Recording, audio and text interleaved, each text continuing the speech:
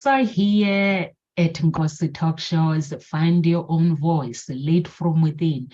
With me today, Carol Ann. How are you, Carol Ann? Oh, not too bad, thanks. I'm not too bad. Just playing Awesome, around with a awesome. bit of a tooth that's playing up, but it settles down and then it flares up again. So other Oh than that, I'm no, good. Other than that, oh I'm really good. no. I don't like toothaches. No, They are no good. They're not good fun. no, no. So today we are talking about make it happen and stop complaining. Would you please like to explain to our audience why you chose this topic? I was telling Rachel yesterday that when I give uh, you topics and I give Rachel topics and everyone else, I basically know what Kiro Ann is going to pick and what Rachel is going to pick. I just laughed when I saw your topic yesterday. Yeah. Oh, nice. Yeah, and I just sort of chuckling just now as you were introducing us and the title, I suddenly thought, yeah, I need to make this happen. Stop complaining about this hurting But and it make hurts. it You happen, make it cannot go. stop complaining, Carol Ann, if it hurts. It hurts, I know, but complaining doesn't get you anywhere. So I can just say how it is, and I need to do something more about it. And I think that's where the title. Oh, Sorry. something shouted just then about make it happen. You know, we can sit and complain. We can sit and go, oh, and moan and groan and, listen to other people with all excuses. But unless you actually do something to make it happen, it's not going to happen. And I just thought, nice title. Let's have an explore, see where it takes us, as per usual. So what about you when you saw it?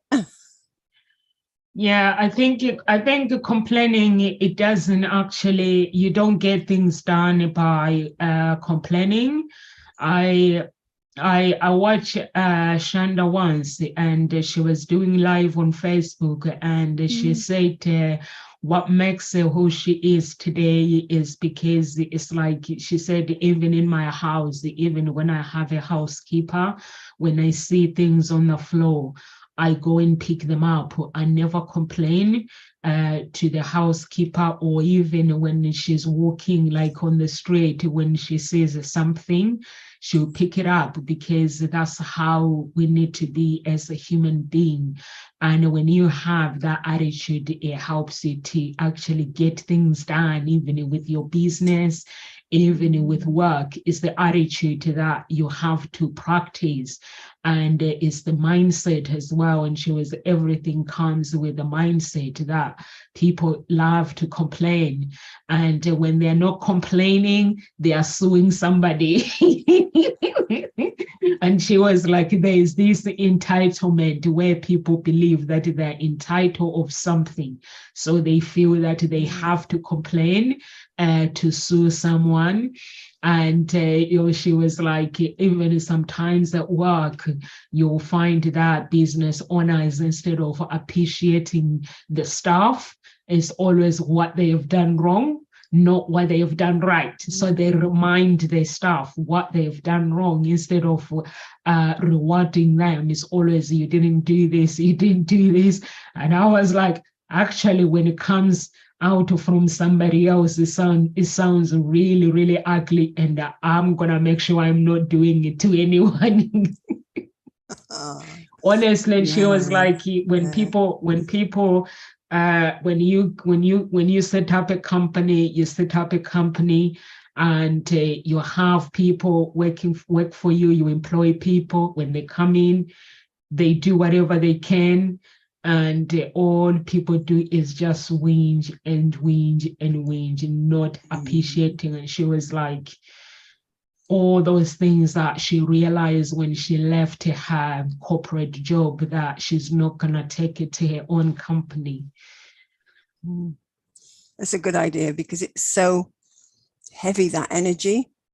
It's very destructive, and it was very much in the when I was teaching, it's very much in there as well, because it was always what you haven't done, you know, or what's the next thing that needs to be done, rather than any celebration of what that has happened and what has gone right. It was always what's wrong. And constantly, you feel like you're being battered down all the time. And it has been shown that actually complaining or that negative talk, you know, what's wrong all the time, actually does impact our health. It affects our brains and our physical health. And there's that sense of, there's a sadness and a dissatisfaction, isn't there, that is increased with our daily life. And my mum was always, I could feel it with her. She was always complaining about their house that mum and dad had bought. She was always saying how small it felt and how confined it felt. And I just got to get out. She said, I just got to get out. Rather than appreciating what she did have. And it did actually take me a long while to realize that actually where she had come from, the house that she'd grown up in, was quite a big house. And this one, by comparison, was smaller. But where my dad grew up, the house was smaller. So this house was bigger, you know. But yeah, she was always going, oh, it feels contained. And when I used to sit with her and we'd look out the window, more often than not, she'd be looking out one side of this bay window at the front, and she'd be going, oh, look at those dark clouds up there. And I'd be looking at a different part of the window and going, oh, I see blue sky, Mum. You know? But she always focused on the dark clouds, and I was focusing on the blue sky and the sunshine. So again, it's what's your perspective, but it's energetically, it's really heavy, and it can, as I say, impact your health. And that's where you then get depression, you get other illnesses that spring up out of it as well. And it does become a pattern within your brain of complaining, and you set up a loop of that's where your brain goes. And so that becomes the path that you always tread. And because that's what you're always focusing on, is the complaining, guess what? It's always something wrong shows up to sort of support you in your complaining. And so it's that downward spiral. So you really need to shift something. And as you said, Nomsa, a lot of it is your mindset. Catch yourself when you're actually complaining. Something I read, which is a great idea, perhaps have a box or something where if you find yourself complaining, you put $2 or £2 in the box, but you enroll other people in that exercise. And every time they hear you complain, it's like, oh, money in the box. So it actually can break the pattern, because until you can catch yourself and stop it, you'll carry on with it. But I thought, oh, that's quite a nice idea. You know, every time you complain, stick some money in the pot.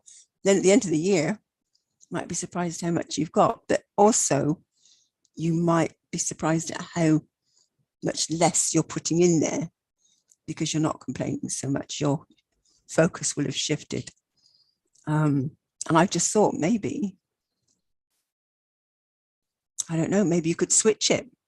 Every time you're positive, you put some money in because you're saving for something. I don't know which would hurt you the most and which would give you more, motivation to move. I don't know, but I like that idea of sort of, in a sense, if you moan, you complain, put some money in the pot. Yeah, I think it's a good idea. I've saw that as well on BBC once. I think it was one Mm, of the TV channels as well. okay. And one of the celebrities that she was saying that's what they do at home when her husband complains. He puts money in, and they were like the charity were getting rich, but not anymore because he stopped complaining. Yeah, she said Yeah. they used to have this box, a charity box, where if somebody mourns in the house, they would just put the money in there. I think it's a great way to actually be aware of your thoughts and be aware, and also just to observe your behavior.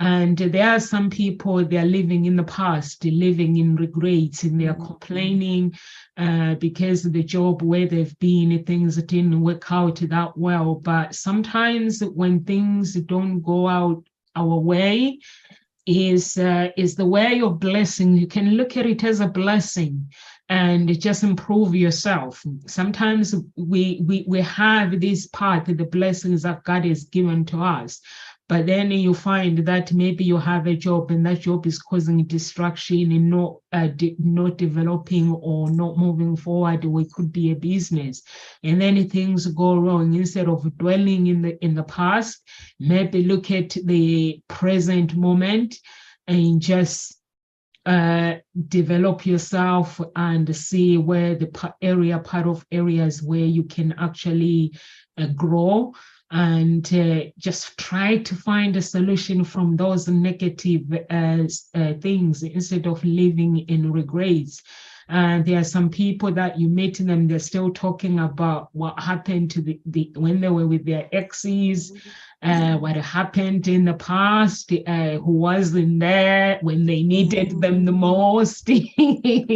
But for me, what I realize is the people always let you down.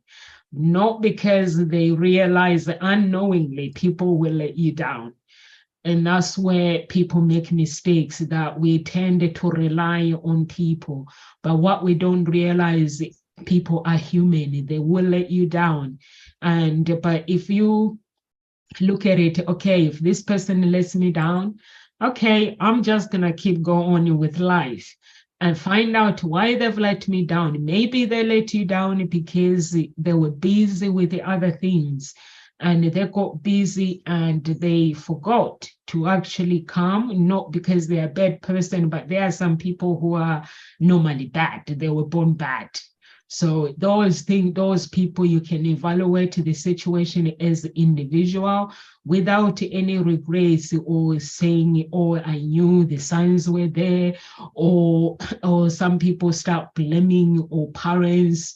I did that sometimes with a relationship, and I started blaming my parents, and like my parents divorced. And then it was later when I got into personal development, I was like, what am I doing? Why am I blaming my parents? I can't even remember the divorce.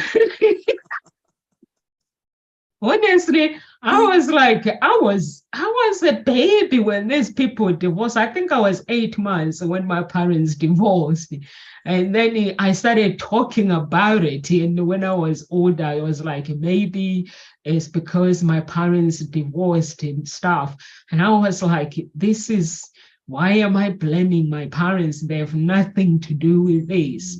And I had to sort myself out because I realized that it was just me, that I needed to break some chains, and I needed to work on myself. There was part of me that I needed confidence, maybe fear as well, because I didn't believe in myself, in doing other things. So I needed to work on those things. So I had to tell myself, Nomsa, stop complaining and just see things as they are. And I just had to do the work. And it did help. It did help because I ended up questioning, why am I actually blaming my parents? And there's people, now that I'm older, now I can realize that it was just my mind Googling things that did not exist, or the things that were there which my mind had questions, but I'd never asked the questions that I needed. But it did help me to actually ask my mom some questions. Why did you and my dad divorced? And she was like giving it all to me, like. So I was like, okay. So then I realized it was the questions that I had in my head. Just, like when you love someone, you want to know. Mm-hmm.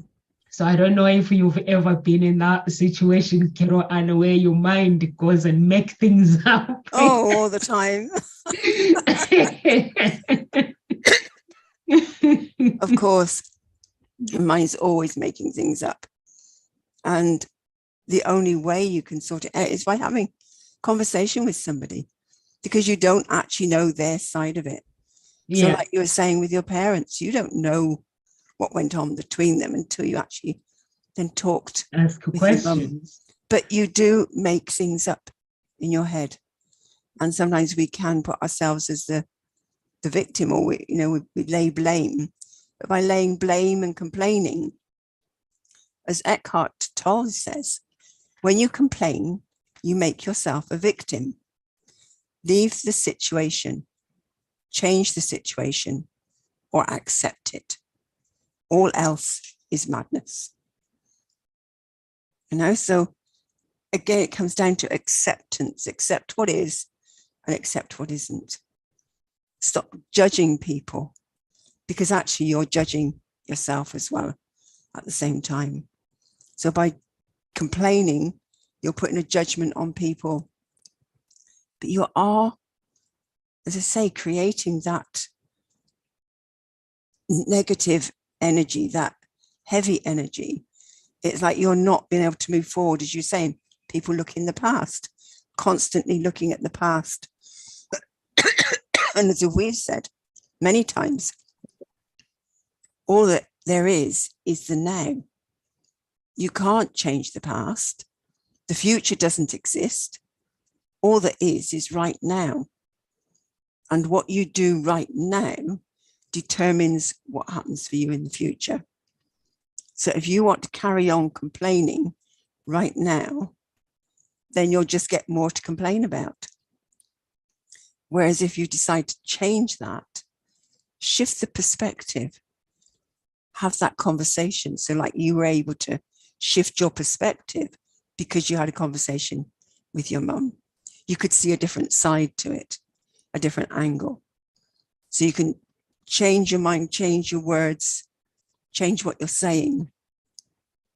And as we were saying the other week, change your thoughts, change your circumstances. So it comes back to that again. So yeah, do look for the blessings that are there. It's actually looking at, well, what has happened here? And rather than thinking, well, it's been done to me, this has happened for me. And being able to shift that perspective. But I'm interested in, you said people were born, some people are born bad. I don't know that I believe anyone is born bad. I believe we're all born the same. It just depends how the circumstances or the what happens. And it's then your perspective on it. It's how you take it and how you decide to move with it. So I'm curious where you think there are some people that are born bad. Where does that arise from? You're muted.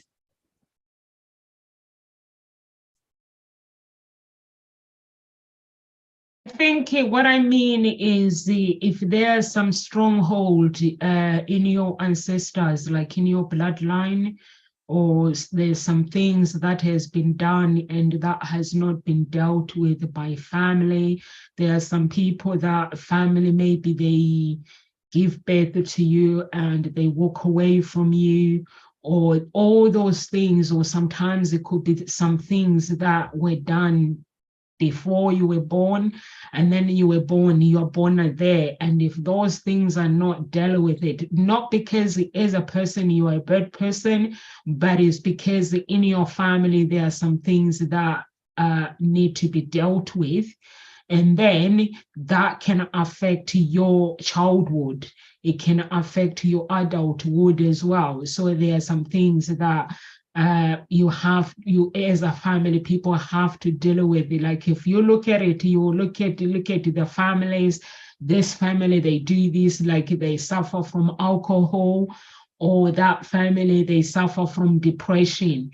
Is because, but can that depression be removed? Yes, for me, I believe that it can. But if it's been left, like when you go to the doctors, they say, do you have any family history? And when you are sick, they will make that diagnosis based on the assumptions of what's going on into your past, your family line. But if you say, like, if you answer and say no, then they will do the investigations properly and do some tests and do all these things and until they find the problem. But sometimes sometimes we can, like when it comes to depression, I've seen one of my friend, her brother-in-law took his own life, I think a few weeks ago. But apparently the depression, it goes into the family. So, but then I was like, I think all those things can be broken. Those are the chains that can be broken. If I say, like, if I'm like, I grow up and then I hear that, oh, somebody in my family suffered from depression, or my family, they all suffered from depression. In my mind, anything goes wrong, I'm just going to be making excuses until I suffer from the real depression. But sometimes there are some things, generational things that will need to be dealt with. And if those generational things, they're not dealt with, it's like marriage. You'll find that people not getting married, it runs in the family. You can break it. So many things, like poverty is the bloodline, but you can break it. But if it's not dealt with, that's what I mean, that if things like that have not dealt with, we'll keep making excuses and it will keep passing on to another generation. Or there's another thing that I've heard, that if somebody like kills somebody in the family, they have to deal with that, because if the blood is split, it's been split, somebody has to deal with it, and that blood will be crying against that bloodline until it's been dealt with. That is a sin, so you have to deal with it. So, but that one is in the Bible as well, because that's what Cain killed. When he killed his brother, he was cursed. So those things shows that there are some things that you need to deal with instead of complaining. For me, I look at my family and I'm like, I need to deal with this. There are things that I identify with my own family and I'm like, I need to deal with it. Because if it's not dealt with it, I deal with it in prayer and I break it. I just cut it and I cut it and I cut it, and that's what that's what I do. And I was talking to my grandmother the other day, and she was saying, oh, she has a problem with the blood pressure, and then I'm looking back to my family line. And I was like, none of my family had all this. All the generation that I remember, they all died like 100 something. And they were healthy. So I was like, I need some praying. Honestly, I was like, they were healthy. Yeah. Oh, bless. So I get where you're saying it's not actually that they're born bad. It's that there's something in their family history that predisposes that to that negative thought, the patterns that are going on. And so it's actually being able to wake up and become aware of what's happening. Because until you're aware of it, or you decide, look, I don't want this anymore, and I can change it, you will perpetuate it. And yes, you're right, it can be changed. Things can be turned around, but you do need to become aware of it and decide, make that decision. I want to change things. I want to do something different. But also be aware that once you make that decision, it's like there's an energy that will attempt to keep you there. And it does become quite a fight. And so therefore, that's where maybe you need to literally distance yourself from the situation, get out of that situation. I know someone who she's just decided now and realized that she just can't stay any longer living with her parents. She needs to get out for herself, because the energy that's there, the arguing, the heaviness of the energy there, and it feels like she's been held there and pulled back, but she's also allowed herself to, and she's realized that. So now she's doing something about it, and is going to step out of it. And so that then she can then focus on herself. And it doesn't mean that she's saying, I don't want to know you anymore to her family. It's just, I need to step away from this energy to focus on me, to find something more positive, shift my energy. And I will be in touch, let you know how I'm getting on each week. But that's all it's going to be for a while, until I've found myself. And sometimes you have to be really strong to be able to do that. If you find that you can't, this is when you need to reach out and ask for support. Someone who can help you to just shift the perspective, find that courage within you and strength to be able to make that stand and to take those steps to walk away, and recognize where they may be attempted at some guilt trips on you, which has held you there in the past, which you're not really fully aware of. And so it's recognizing what they say that creates a guilt trip that has you then stay, because you don't need to accept that guilt trip. You can go, okay, they're saying what they're saying, and that's it. And just to literally hold it there so it doesn't come on board, and you can still walk away. You've got that strength, that commitment, and walk away. So again, yes, do reach out, get support so that you can find that strength to walk away and find yourself. Change that conversation, change that pattern that's happened for lifetimes, that does come down through the generations, and recognize where it's given, people say, oh, well, that's how it is. And then continue to complain about it. Wake up, because you can do something about it. Just as you were saying, Nomsa, it's very true. So the way to do that again is to actually set yourself some goals, decide what it is you want, but then you have to make it happen. You have to go, okay, this is what I want. What are the steps that I need to take to be able to get there? And then you make it happen, because no one else will make it happen for you. So each week, make a list of what your priorities are for that week, and only make it, say, 2 or 3. So it's not a lot, but you can then tick them off each week. It's about being able to tick off, go, yes, I've done that. Oh, yes, I've done that. Rather than, oh God, I still haven't done that. And oh, I haven't done that. And, you can feel that energy. Where I say, yes, I've done it. Woohoo! Shift it. So yeah, each week, set yourself some priorities, and then each day decide on just one that you're going to do.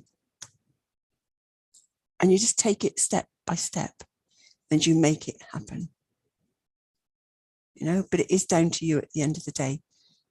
No one else can do it for you. You have to want to. So you then need to get a reason. Look at your why. You know, why would you want to have these goals that you're setting? Why do you want to do what you want to do? And keep that on track. So that again, it's finding that direction. Find your direction, being able to keep on track. I agree with you, Carol Ann, that you have to deal. Sometimes you just have to have the courage to actually deal with whatever is going on into your life, and also journaling as well. Journal your feelings, like when you're saying step by step how you are going to actually work on yourself and work on your life, changing things around. Like this person that they are moving away decided that things got to change because of the argument with the family. And I think it is a good idea when you actually make decisions and just like what they're doing. When you love someone, sometimes you have to make tough decisions, even if you have to save money, or even if they're staying there to save money. Sometimes you have to say, I need to take action, and have that courage, because sometimes, you know, when you argue with people constantly, it becomes a distraction, it becomes a stronghold. So sometimes you just have to move away, and also seek support if there is someone who is going through that. And Ngozi Talk shows, that's what we do. Get support. And when you get support and remain grateful when it comes to life, because problems come into our lives to shake us, to help us. I have not seen any problem in my life that has come to destroy me. I've seen problems as they come to help me with my strength. Sometimes there is part of me, when I have problems, there is part of me that say, I can't do that, I can't do that. And then I find myself, I am sorting out the problem. And when you sort out the problem, you look back, you are like, oh, I thought I couldn't do it. And you find yourself, you have the courage to actually do it as a person. So I think it is very, very important to, and also to have a strategy of learning how to be grateful each and every single day and be more positive and living in the present moment. I was talking about this yesterday, that we intended to compare our lives with other people. When writing goals, we write goals. When we don't get the results that we want, we start comparing instead of looking at our lives and evaluating what is gone wrong. We actually start comparing, by this person, their life is just so beautiful, but you don't know why that life is so beautiful. And maybe ask that person for some advice instead of comparing your own life with that person. So I think it's very, very, very important to actually work on your life, not comparing your life, and also knowing that whatever bad that happens, there's always blessings through it. Blessings comes through challenges. So we can choose to respond, whatever, when life happens, we can choose to respond how we want, or we can respond with courage, or we can respond with, like this person that has said to their family, I want to move away. I don't want to be in this environment. And you find that when that person moves away, the relationship is going to change, because the family, they're going to miss each other. And when they see each other, they're going to want to spend time together. So it is for the right reasons. It's good in a way. I don't think I can live with my parents myself. So I give people courage that lives with their parents. And because the reason why I'm saying I don't think I can live with my parents are very strict. My mom, she's very, very strict. And it's like when I go home with the kids, and she just, when she tells us off, when we are like, Mom, do you realize we don't actually live here no more? And she goes, oh, okay. Yeah. And when we dressed, but now I see her sense as a mother, like when we used to dress, like when I used to like dress with cleavage, and she'll be like, is that all? Is there anything else that is gonna go in there? I'm like, and I'm like, Mom. But now I get her point as a mother that, yeah, she was concerned that actually children, you don't have to show your body to go out. And I remember one day when I was wearing ripped jeans, and my mom was, she's like, are those jeans designed to be like that? I'm like, yeah. And she goes, oh, okay. What about when it starts getting cold then?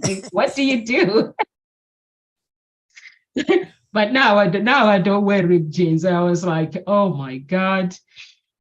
So yeah, so it is nice to move away. I think when you had, like here in the UK, things like now with the recession, you can understand if someone hasn't got a home to go and move and help each other with the bills, or if someone wants to buy a house, you can stay with your family and save money and just get out and go and find a home. So it is nice. But sometimes you have to have courage to make things happen and to stop really complaining and just get on with life. Yeah. I find that for me as a person, I don't like to be around people that complain. And when you complain and complain and complain, that's when I ask a question. Is there an ending to this, or is there a solution to this, or we're just going to go round in circles, round and round and round? So, yeah.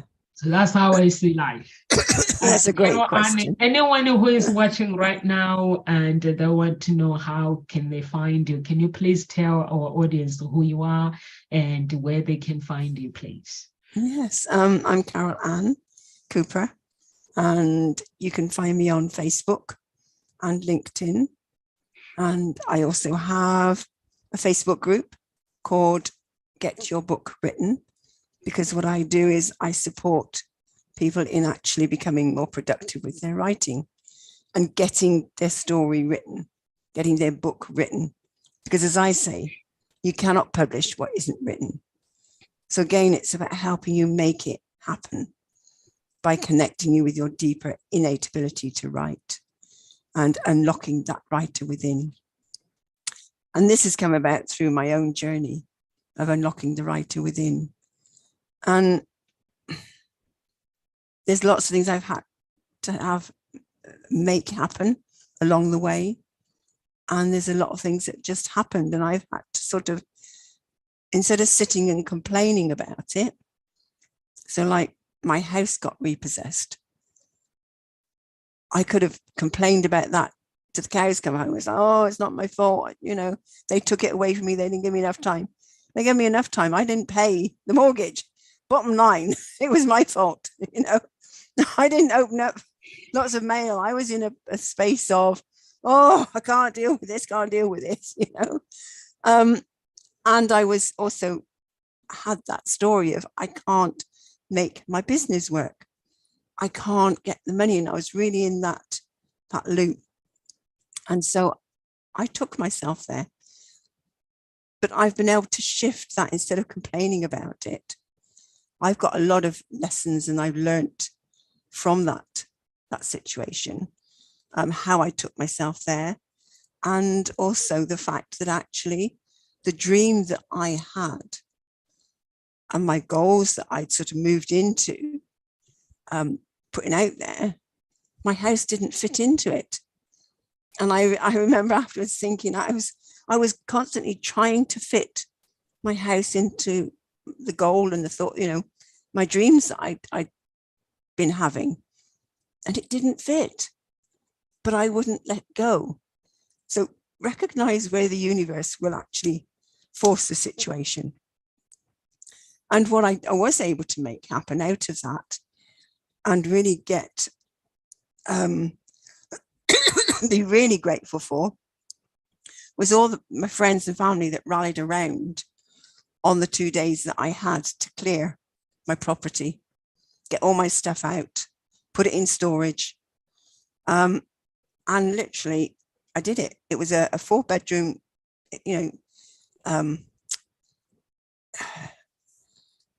extended semi-detached house. It was quite a large house, and there was a lot of stuff in there. I mean, I was in there for over 30 years, so you can imagine the accumulation of what I'd got in there. And we cleared it. We cleared the house of everything that I needed to take with me. There was some stuff left there, but it's like, I don't need that, and put it in storage. My caravan went to my sister's place. She's got that and looking after that for me. And some other things, but everything went in storage. And it was like, oh, okay, it happened. So I've been able to move on from there. And it's not a case of complaining about that's what happened. It happened. And so shifting that perspective. And I've been guided to, let's say, support people with their writing. I was a maths teacher. I love maths. And I keep going, Lord, why writing? Because it's not my first love. And I really say envy. I feel for those people that say, oh, I love writing, because that's how I feel about maths. And I could keep complaining about that. It's like, oh, I can't do that. And keep comparing myself to those that enjoy writing and have really got a good, flair with it. But what I'm doing is actually shifting and going, right, well, I want that same love that I have for maths, I'd love to have for reading. Sorry, not for reading, for writing. And so I'm constantly working on myself to bring out that writer within, to bring out a love of writing. And what I am finding is that I have a love of words now. I love exploring words, finding new words.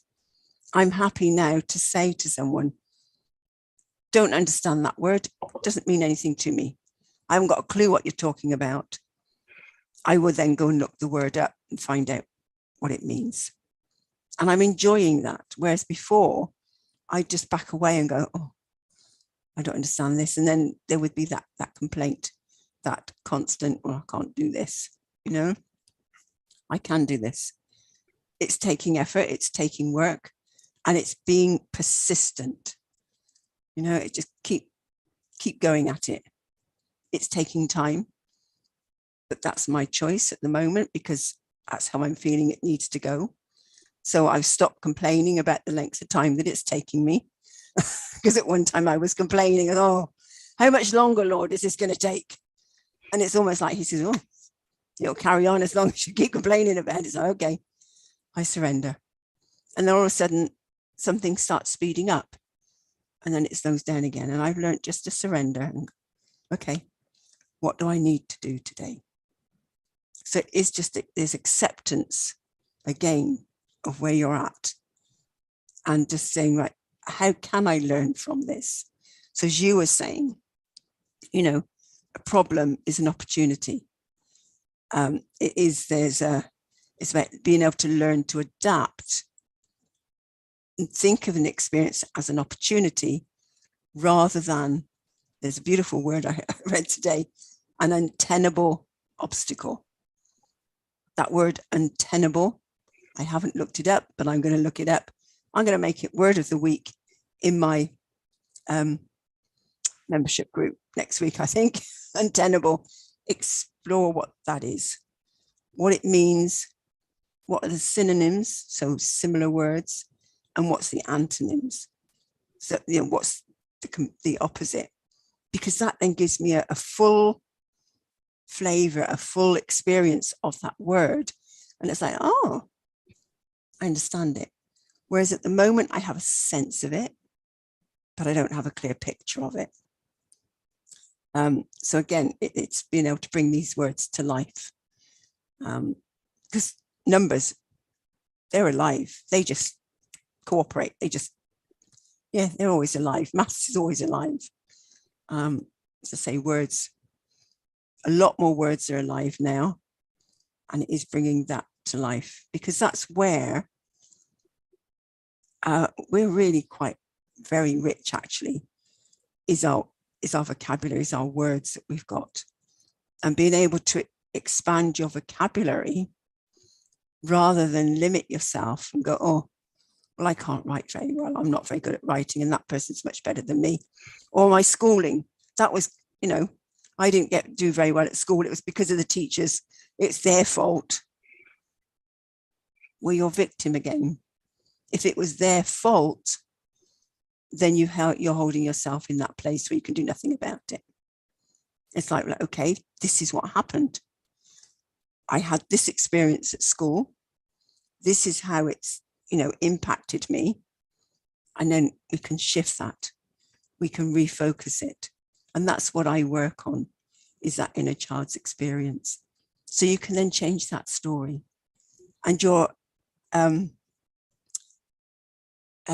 experience with writing can shift again.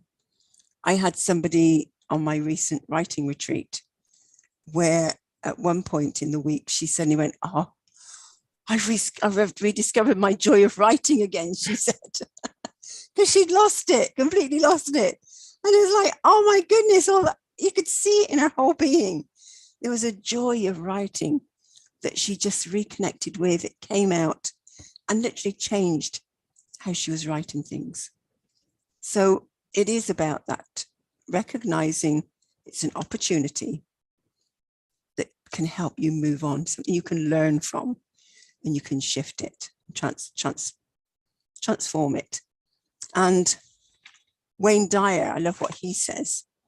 There is no scarcity of opportunity to make a living at what you love. There's only scarcity of resolve to make it happen. So, do you want to make it happen or not? That's the bottom line. That's the question to ask yourself. And that's what got asked of me when, after over 2 years of rescheduling my retreat because of lockdown, the venue cancelled. And it was like, oh, do I just give up on it? And somebody said to me, do you really want this to happen? Do you really want to run this writing retreat? And I went, yes, I do. So that's when I realized I have to make this happen. And it was down to me to then write, no, but I had to feel that I want to make it happen. This is going to happen. So again, it's that shift of attitude. Well, I could have gone again and complained, oh, well, they cancelled, you know, the venue cancelled. I got nothing I can do about it. You have a choice. There's always something you can do about it. And in that moment, I learned a lot more about myself and what I needed to do, because I just went, okay, Lord, what now? What is it I haven't done that I now need to do to get this moving and to actually make this happen? And I got an answer, and I was able to then take those steps, and it happened. You know, I made it happen. I made it happen because I spoke about it, and the support that was out there was incredible. Absolutely amazing. So there's always people out there wanting to support you, and they don't let you down. People can only let you down because you've let them let you down.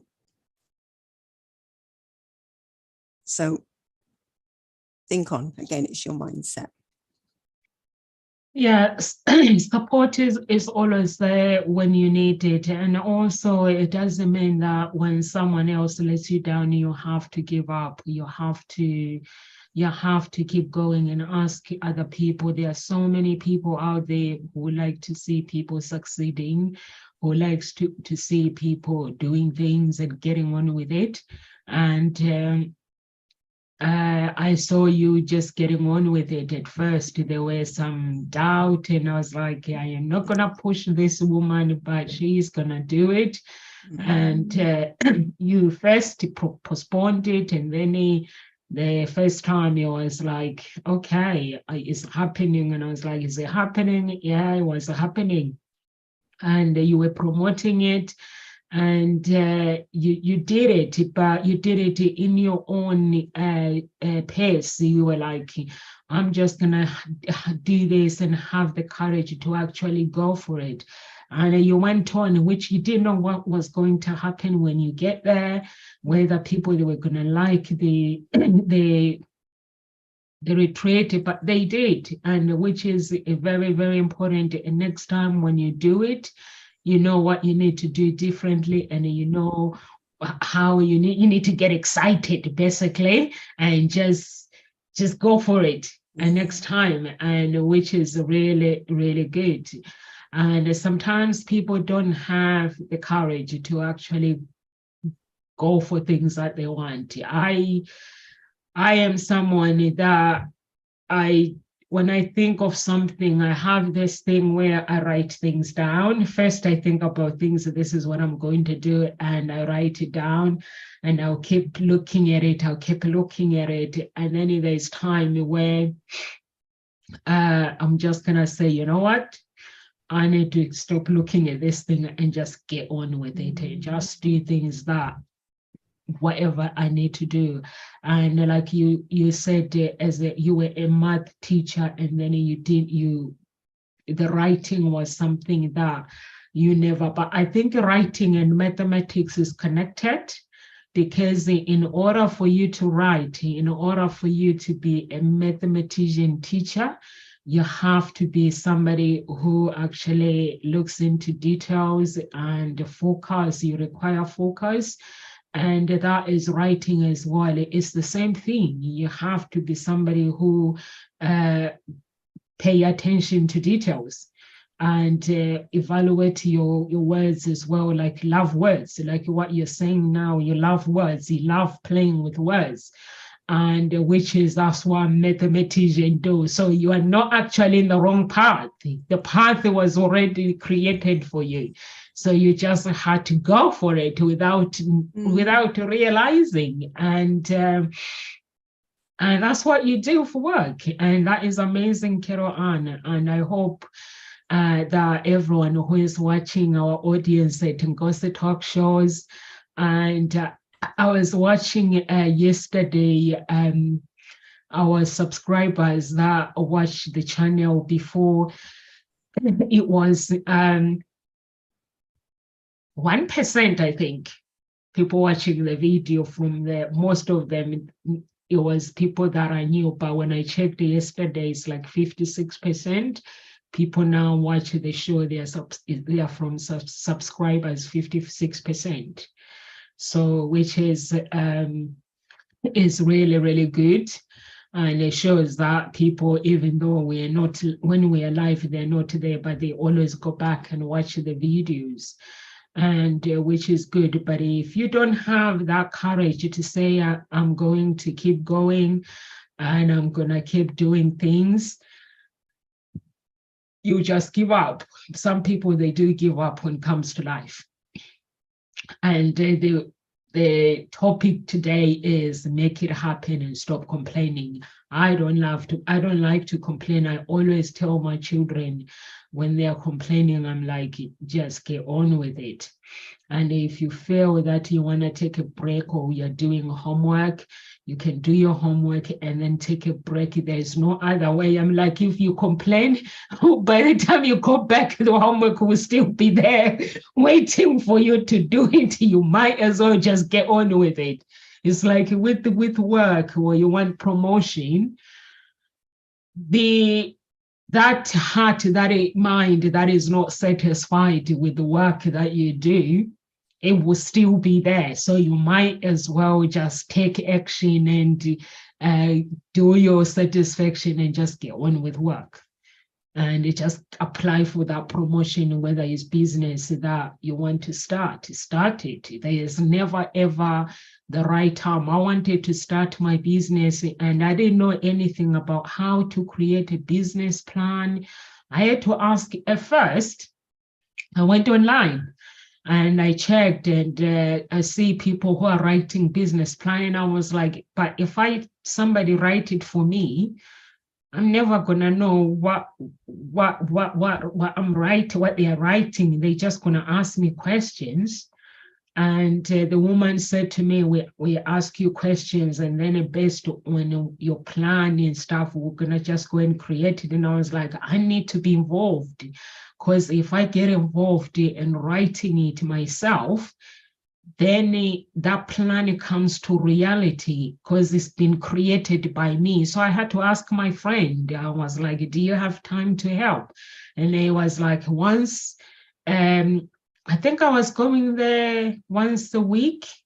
Yeah, I was going there to him once a week. Before 12, we'll do the business plan, and I'll do it myself, and then he will correct it. I go there and then he will correct it.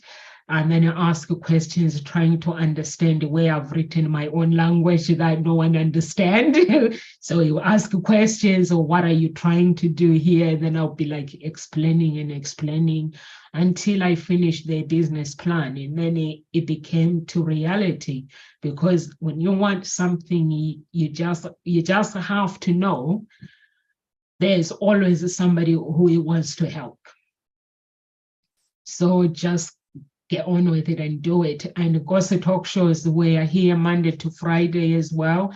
And we have coaches from all walks of life. If you want to create that framework, or you want to write your own vision into details, whatever you want to do in life, or you're grieving, or you want to, Carol Ann, she's a writing facilitator. She can prepare you writing that book that you keep putting aside on the side, so she can help you to write that. And I'm writing my own content. Last time I learned a big lesson when someone asked someone to write something for me. When I got the bill, it was so big. So now I'm writing with my other website. I wrote my own content, and Des had to correct it. And this one as well, I'm writing it myself. It's just having that courage and having people like you, Carol Ann, saying you can do this. Even when the fear comes and say you can't, but you're like, no, I can do this, because you have these people every single day that are reminding you that you can be great. If you want to be great, you can be this. If you want to be this. So it's just that courage and having a good strategy of everything that you want to do in life, that you have to be advocate of yourself, and you have to, in order to succeed in life, not avoid the complaint, but be aware of those bad habits and just deal with them and just get on with them. Absolutely. I don't know, do you have anything you want to leave with our audience? Yeah.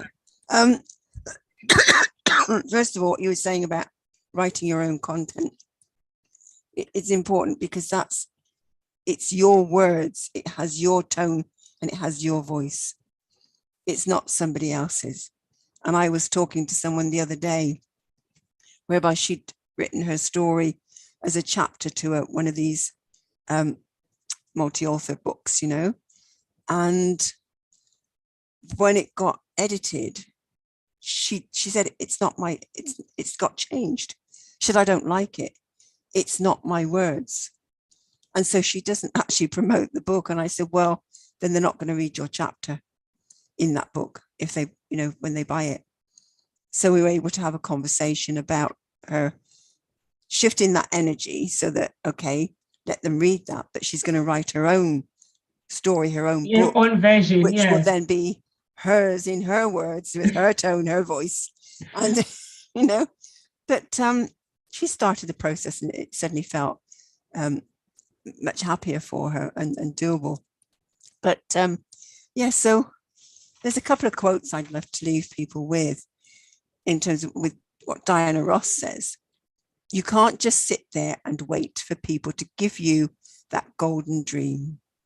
You've got to get out there and make it happen for yourself. And Maya Angelou says, if you don't like something, change it. If you can't change it, change your attitude. Don't complain. Thank you so much. Thank you so much, Carol Ann. I just love what has helped me. I'm just gonna give advice is what has helped me to be the person that I am today, not to complain, is to know who I am, know my values, and pray for my life when things are not going well. Pray and seek help from people that will never, ever, ever took me out of where I need to go, and people that will believe in me. There are some people out there who always have your back. So if you are somebody who is watching, you know who those people are. And instead of complaining, just go and ask them to help you. And you know, when you do that, having the courage to be the person that you want to be, you will have the courage to sort out the problems. When you fall, you pick yourself up and get on with life. Even when you find yourself in a place where you don't want to be, you'll pick yourself up and just be the person that you want to be. We are here at Nkosi Talk Shows. We're not born to be at Nkosi Talk Shows, but it's something that we had to look at ourselves and realize that there could be more. There is more in there. So you keep working on yourself and keep praying, asking God to show you any hidden secret about you. What can you do as a person? And you'll be surprised what you find out. The amazing things, what you can be. So please just get in touch at Nkosi Talk Shows. If you are looking for love, or if you want to start writing that book, or if you are somebody who is grieving, divorce, Kamau and Amanda, she's a mindful coach, and Rachel, self-love, she deals with self-love. And Angie, she's a mentally health mentor. Yeah, so just get in touch. There's some things that we are there. Help you to find your own voice and lead from within. God bless you, everyone, and live with grace. See you soon.